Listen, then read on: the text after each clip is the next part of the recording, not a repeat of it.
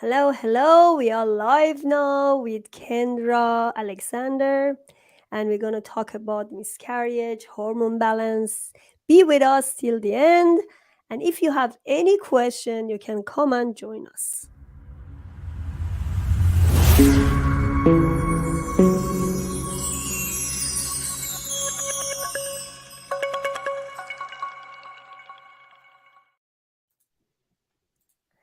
Welcome to my show, Kendra. I'm so happy to have you here. Thanks for having me. All right. Tell me about your story first. I know whoever is a fertility coach or doing something in fertility, hopefully, I mean, they have their own story, like mine. And then after struggling, you just realize that you have to help others because you got the good result from yours. I actually read your story and it's so touching. So tell us about yours and tell me what you do now. Okay. So a year into our marriage, my husband and I decided we were ready for children, and we started trying. And I had missed a few cycles, which wasn't abnormal in my case.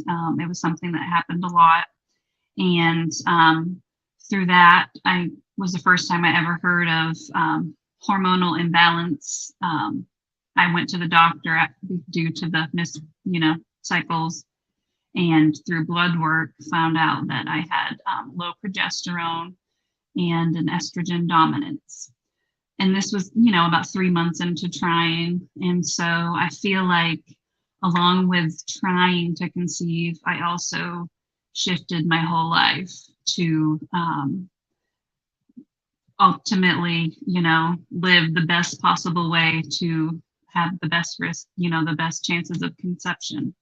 So through learning about hormones, I immediately, for some reason, was drawn to holistic healing from within. I just endlessly was searching, researching ways to naturally increase progesterone and lower estrogen dominance. And I would say we tried for 16 months. And through that whole period, I learned the right amount of sleep for your body, the right amount of water, the diet. And, learning all of this, we're all so different. We're all so unique in what our body needs. And before this process, I was very disconnected. So being very, this was all so new. So it's amazing what a full night of rest can do. But through this journey, exercising better or exercising in a way that adequately made me feel better in my body and helped my nerves calm. One symptom of hormonal imbalances is like your cortisol is always high. You're always a little more stressed out. So I basically just made a lifestyle shift over the span of 16 months. And I will say this was all kind of 2020 time. I started my journey in 2019, but when I got pregnant, it was 2020. So, when that happened, you don't live as, there was a lot of stress there. So I wasn't as wholly living as I should have been at the time, but still adequate. So we got pregnant in July of 2020 after 16 months of trying. And, it was, the prayers have been answered. Like after so many months, you start to mentally go within and really question, is this what will be our path? And, it becomes a real mental struggle because you're watching everybody else, have that experience and further disconnecting to, from yourself, from others, from those connections that you lean on because now you're unique and you feel really alone. So when we got pregnant, I, you know, I had nothing to compare it to. So it was pretty painful through the whole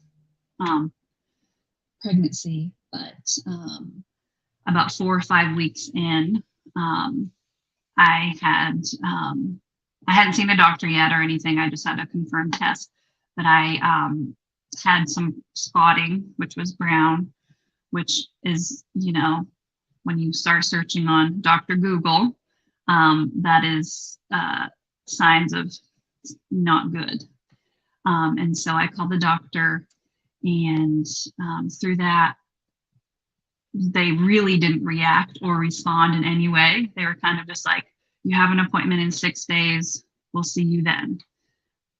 So I was, you know, the panic just sets in because you look up low progesterone and the first thing that pops up is risk of miscarriage. So there you know, it is all intermingled. It's all there. So from there, I kind of just mentally, it was very taxing to sit there and wait every day. Didn't get better, it didn't get worse, but the spotting stayed. So when I finally made it to my first appointment, they brought me to a room, and I'll never forget, she was with a student in the room, the OB, and she, you know, she was like saying whatever she was saying, and it was very casual. And I had, through my own research, I was like, I'm spotting, and I feel like maybe progesterone would help me, because progesterone is what you need to keep the baby in the womb. Not everybody's that way, but having low progesterone, I pretty much felt that that was necessary. And she actually laughed at me, and she said, that is a Band-Aid. So from there, I felt really isolated in the room. I will forever recommend bringing a loved one to an appointment, because when you are disrespected or made to feel small, you stop listening and you can't really hear what they're saying. But with her telling me that progesterone wasn't the answer, she also introduced ectopic pregnancy. So if you've ever looked that up online, that is probably the scariest pregnancy that can happen. You could lose a fallopian tube, you could die, you could lower your risk greatly of conceiving ever. So much stress, so much anxiety, and they sent me home, and they said, you may be too early. We can't find a sac or anything, but you may be too early. And so I don't remember if the spotting stopped, but anyways, it did come back. And this was a couple of weeks later, I believe. It was like torture, having to, they scheduled it. It was like a 2-week wait period. And, you know, I really mentally, it was very draining. The insomnia, I don't think I slept for 2 weeks. The pregnancy grew to be so painful, and it was all in one spot. So I was like, is this really ectopic? Because if it is, I'm literally like a bomb that could go off. That's how I felt. And so awaiting my next appointment, it was like the 4th of July, and, you know, just such a hard time to go through something so, you know, isolating, because nobody really knew, and it was so painful, and I had to get up and work every day and act like it was, you know, nothing. And that appointment came, and I think it was it would have been the first one where you see the heartbeat, or you hear the heartbeat, and you see, you know, everything's progressing well. So they brought me in a room, and my husband was there, and that morning I had started bleeding very heavily.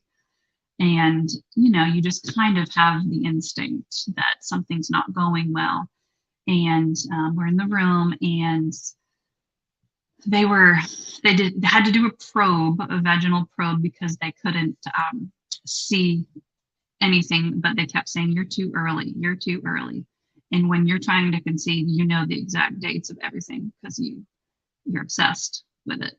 And so they literally for 25 minutes were up there with that probe, and it was the most painful, traumatic medical experience I've ever been a part of.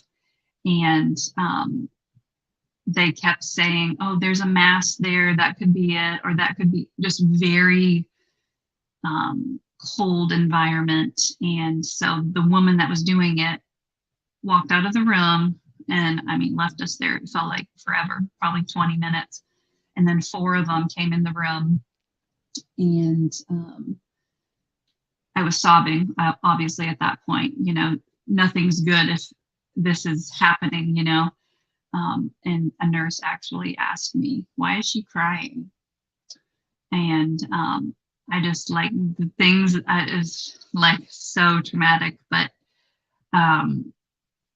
at that point, there was a doctor that told me my pregnancy was no longer viable. But when you're going through trauma in the moment, you don't hear anything. So I left there thinking that I had no answers, but she did tell me that it was no longer a viable pregnancy. They didn't leave me with any information, any how to move forward. They kind of just left it open. So we left, and when we got home, I started contracting. And now that I've been through an actual labor, I can say that I was contracting like when I was in labor. And I passed at home. And, it's a double-edged sword because it was the best possible way to miscarriage, because with ectopic, you literally could lose your own life. You could have a major surgery. So passing naturally was the best possible outcome. So I had relief, but also, devastation. That was a Of course. dream that died. So I called the hospital back because they had told me to call if anything happened. And her response was, "You can try again next month. See you when you're pregnant." That's so early. And how long after you got pregnant again and had a healthy baby? It was about 5 months. Mm-hmm. Takes time. Um, yeah, for my own sake, I needed to process. I needed to emotionally move Yeah, through what, I understand. yeah. Um, yeah. Yeah, actually, this story is not really, it's familiar to so many people. Mhm, And many women, like I had it two times, and one time I had very very painful miscarriage, like I was mhm. passed out. Oh, Yeah, but because we really wanted to have babies, you are still so persistent. It's persistence to have your hormone imbalance and have your body working very well. mhm, So what did you do after? I know you also have a group, Facebook group, who um, support people with miscarriage. mhm, To me, miscarriage has some benefits. I'm telling you why. mhm, First of all, you know that um, it's working. You can get pregnant, right? This mhm, is a really good benefit of it. I mean, it's mhm, not that you're never getting conceived. So that's the good side of it. And another side is just, with a little bit balance, you can get back on track, right? So mhm, miscarriage is not end of the world. mhm, And some of my clients, when I work with them, when they don't have cycles, some of them because of PCOS and other problems, but sometimes after some time they get so excited, oh, we're gonna have a baby. But I said, okay, be cool, wait, see what's happened. If it's a good egg, and if it's supposed to stay, it's gonna stay, right? So we shouldn't really um, get angry or be unhappy because we need a good quality pregnancy, something that stay until the end, like we can end the term. So what did you change after this miscarriage? What did you eat, or what did you do for the grieving, The first thing I did was find a new doctor. Um, you know, that the doctor that I had my son with, that was my fourth doctor. So I really learned through that process of like, if I'm not feeling heard or seen or a part of the conversation, I'm going to leave, because I feel like a lot of us stay stuck because we feel like that's the only option. But it is our body. And if you're not feeling heard, you can move on. And a lot of times going through this process, um, I feel like doctors share their opinion more than the medical like facts. They share what they think. So, if you're not feeling connected, that is rule number one, is like move on to a new care team. Um, I had an acupuncturist through my whole span of trying, but I went back, I religiously went to her after my miscarriage, like probably twice a month, I think it was. So that was a huge, if you've never been familiar with acupuncture, I highly, highly recommend it for anything but fertility, Yeah, I did the same thing, and I Yeah, it was. always recommend it. Yeah. Yeah, it is like, oh my goodness, that is the best treatment.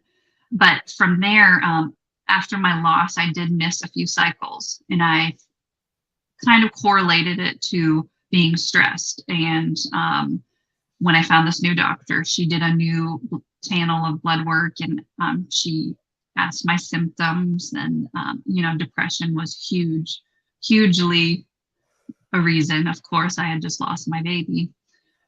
So through this blood work, she discovered that I had PCOS. And it was the first time that had ever been made aware to me. I've read about it, but all I knew I had was like low progesterone, estrogen dominance. And I don't think the blood work was anything different than what I had before, but I think she listened to me.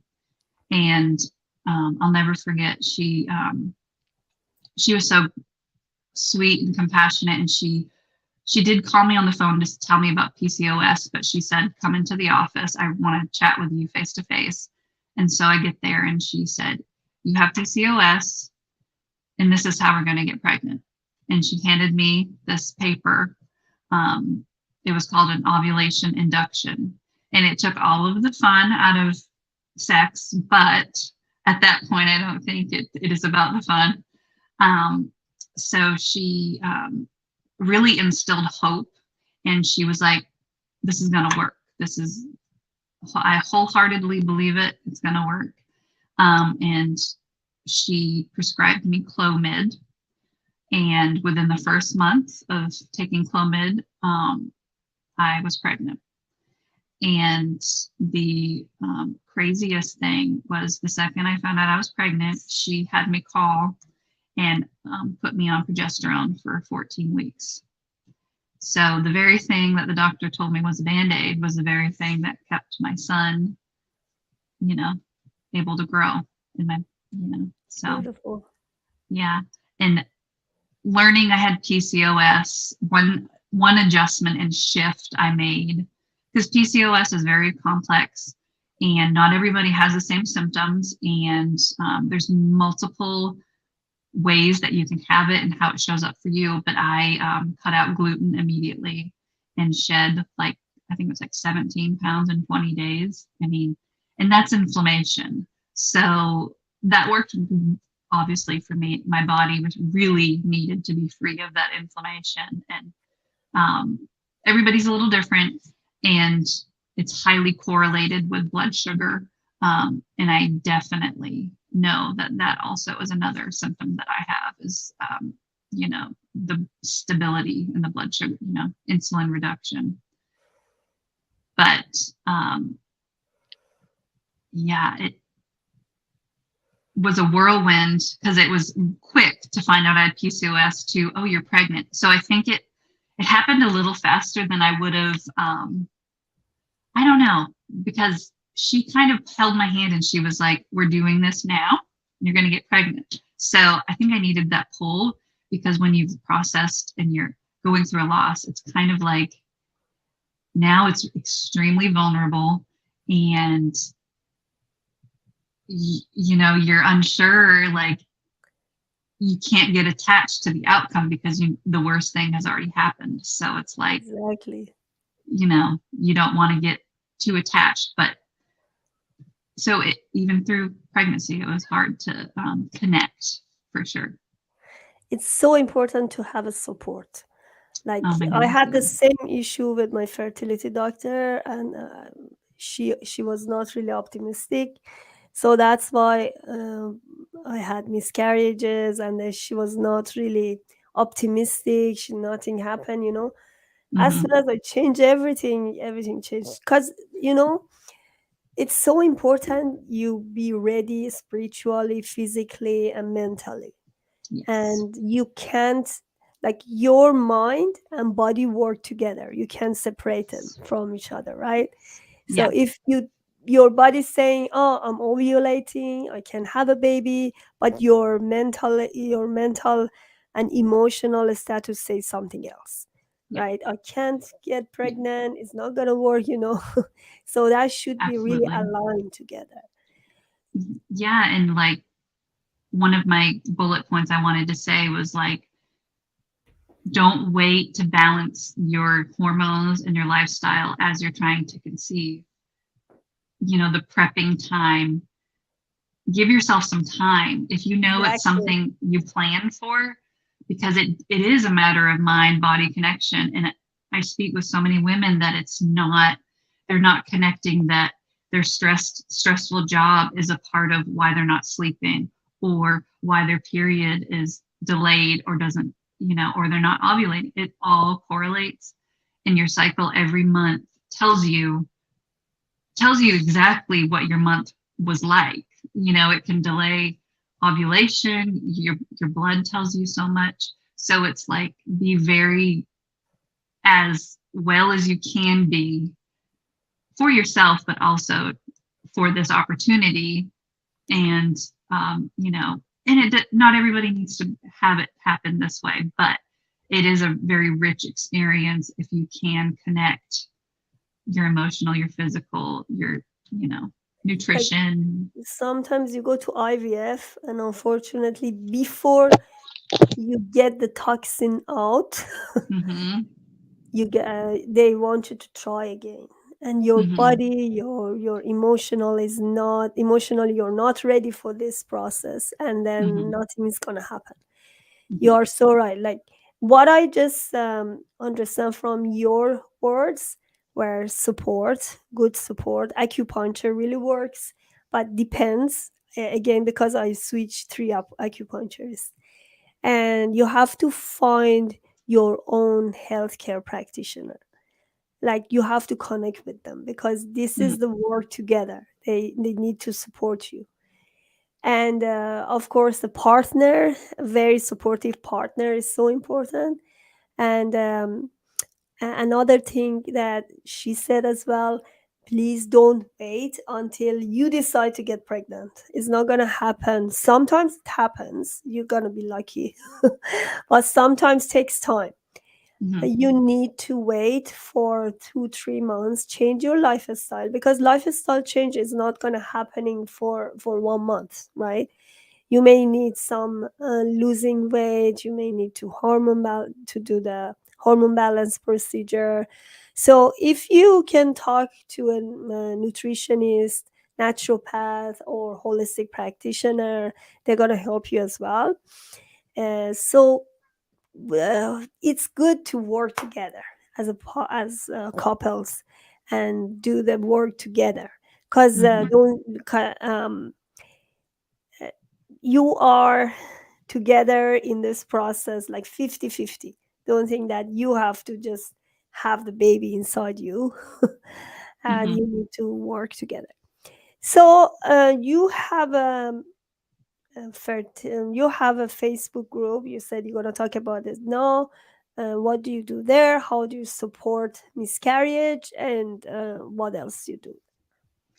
So I basically have a group that, you know, what I've learned about the girls that follow me is they're more through their own experience, they're a little quieter, but I feel like receiving my information allows them to feel seen and heard and supported. So I do a lot of individually connecting, but my group allows me to post new things that I'm doing, information that I'm posting, content that I've created.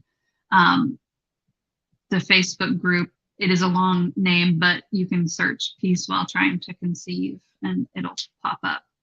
Um, but I just feel like the biggest thing that I didn't have was I didn't know it felt like I was the only one experiencing this. And 1 in 4 women have had a miscarriage.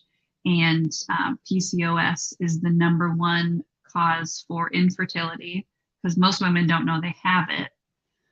So as I felt so alone, I also was not alone at all. But, you know, if you're the only one that it's happening to, the best thing I would want to receive is support and guidance and like, it's okay, it's going to be okay. And here's how we can make it better. Here's ways that we can move forward to make your experience, you know, what it should be.